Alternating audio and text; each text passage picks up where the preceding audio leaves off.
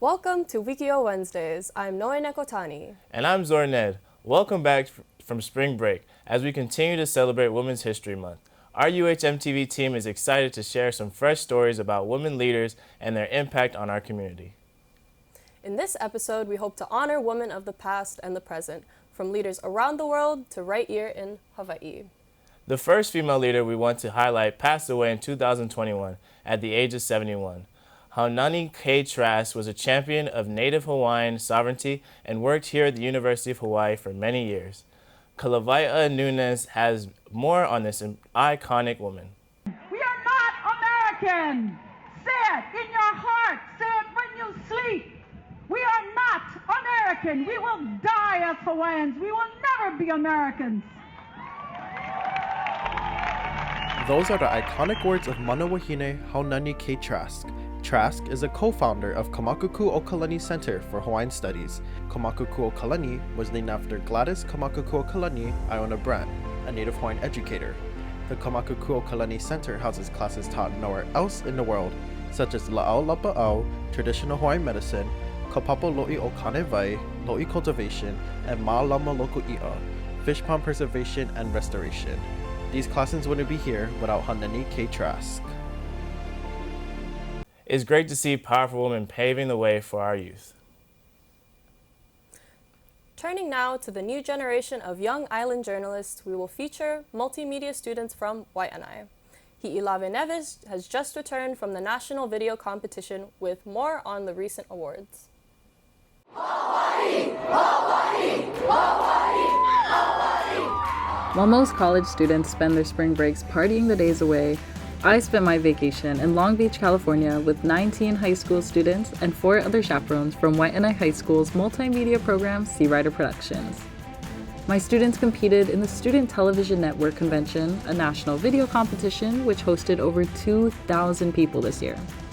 Waianae took home 2 first-place awards, 2 third-place awards, and 1 honorable mention.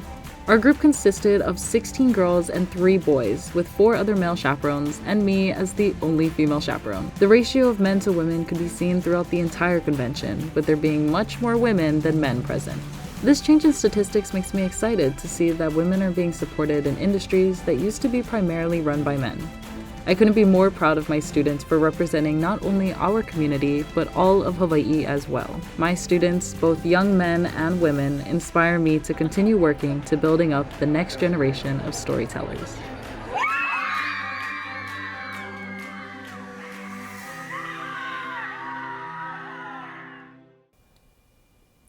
Congrats to Lave and the students of the Sea Rider Productions. Our next woman leader actually hails from Okinawa. Kaya LaGuardia Yonamine has more on this teacher's life and legacy.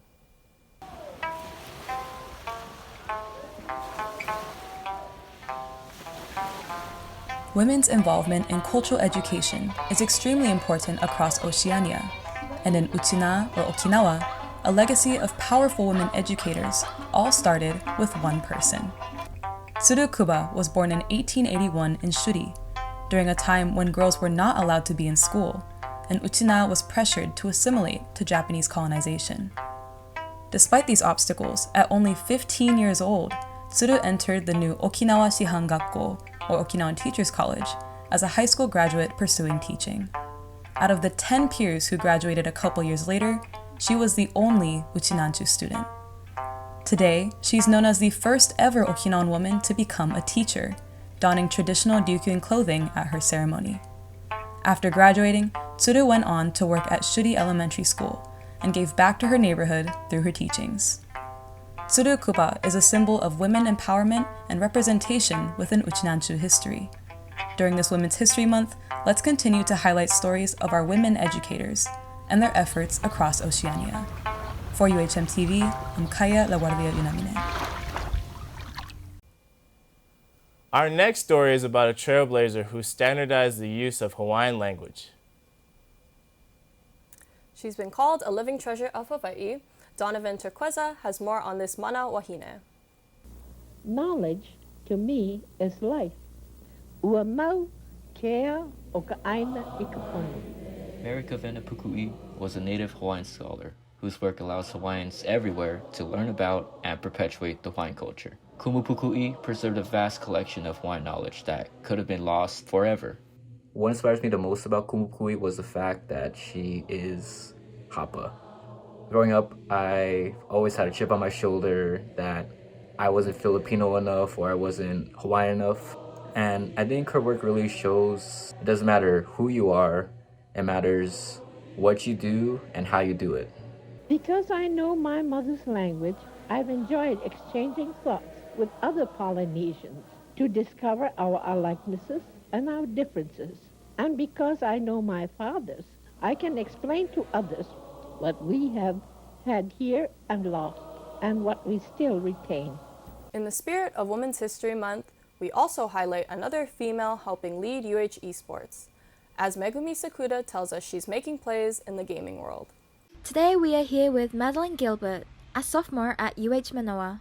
She is currently one of the leading members of the UH esports program as the player support coordinator, and is also an initiative coordinator for WUI. WUI is a program to support women in UH esports community. Yay! First WUI panel and broadcast. So as a person standing in such a position, what were some of the troubles and success?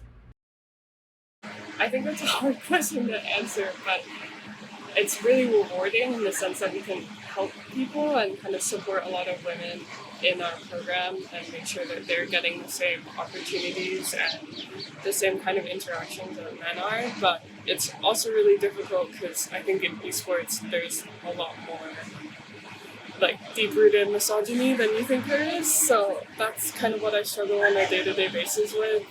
But in the end, it's rewarding. Over the break, the Rainbow Wahine accomplished something that hasn't been done in 33 years.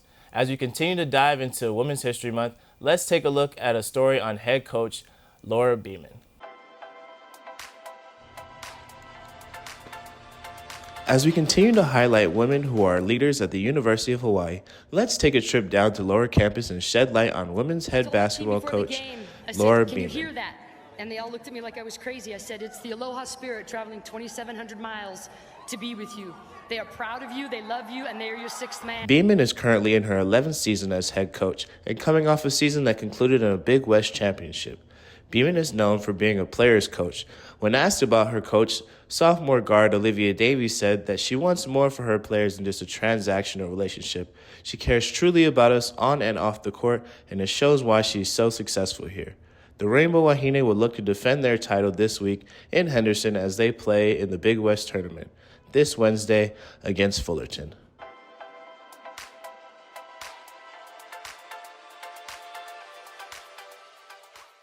During Women's History Month, we want to celebrate someone that we admire. In this case, Margaret Cipriano chose her sister, a creative artisan who specializes in handmade jewelry. I might be biased here, but I think my sister is pretty cool. She owns her own jewelry company where she makes everything by hand on island. It's called For Me by V. Her name is Genevieve Cipriano. She sells her jewelry at farmers markets, online, and at local boutiques like this one here. She's built her brand for the water-loving girl. Like herself, everything is gold-filled, so it's safe to wear in the water and it won't tarnish. Genevieve explains her brand as casual yet luxurious. They look to integrate escapism into your life. Genevieve names her jewelry after women who inspire her. This could be her sisters, me, friends, aunts, our mom, neighbors, grandparents, or anyone else she finds inspiration in. Bonnie, Thelma, Megan, Margaret, Catherine. For Me by V creates fun and dainty jewelry that highlights natural beauty and emphasizes effortless style. And name it after women that have inspired me. Check out her Instagram at For Me by V. Thanks for joining me. See you next Wednesday. Recently, a distinguished doctor visited UH Manoa and shared her story about her career path and rise to becoming director of the CDC. CDC Director Rochelle Valenski visited the Department of Health as well as the UH Manoa John A. Burns School of Medicine to talk story with students. During Dr. Walenski's talk, she shared her story as a healthcare worker at the forefront of the HIV and AIDS crisis. It was a time where all of a sudden, like, one day people would not have hope, and the next day you could give them hope, and you could give them some potential for life expectancy. For many medical students joining the field, infectious diseases may not be your first choice, but for Dr. Valenski, it became a quick passion after seeing the possibilities science opened. For more on this story, check out my coverage over at Kaleo o Hawaii, soon to come. Thank you. For our last Wikiō, we're going to toss to Trevor Reed, who is visiting France during his spring break. Let's go to Trevor for more. A woman that inspires me is Jennifer Aniston. I first knew about Jennifer Aniston from Friends. I used to watch Friends, and I still currently watch Friends. Her iconic hairstyles and her fashion really inspired me to go into being more creative and fashionable, and also her drive for her career has also taught me hard work.